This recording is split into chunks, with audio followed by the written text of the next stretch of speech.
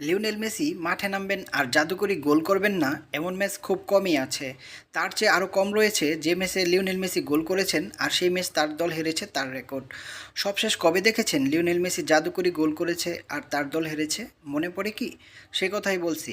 তার আগে বলে নেই, আজ আটলান্টা ইউনাইটেডের বিপক্ষে ৩-১ গোলের ব্যবধানে হেরেছে তার দল ইন্টার মায়ামি। ইন্টার মায়ামির দুর্বল ডিফেন্সের সুযোগেই ৩টি গোল করেছে আটলান্টা ইউনাইটেড। তবে এই ম্যাচে লিওনেল মেসি করেছেন এক দুর্দান্ত গোল। ম্যাচের ৬২তম মিনিটে ২-০-তে পিছিয়ে পড়া ইন্টার মায়ামিকে একটি ম্যাজিক্যাল গোল উপহার দেন লিওনেল মেসি।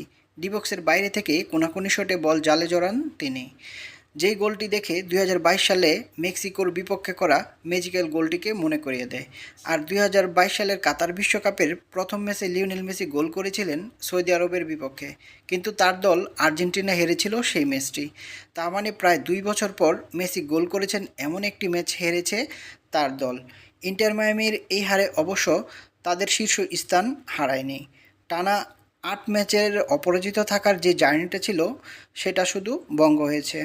১৭ ম্যাচে ১০ জয়, ৪ ড্র, ৩ হারে ৩৪ পয়েন্ট নিয়ে এমএলএসের ইস্টার্ন কনফারেন্সের লিগ টেবিলের শীর্ষেই রয়েছে ইন্টার মায়ামি।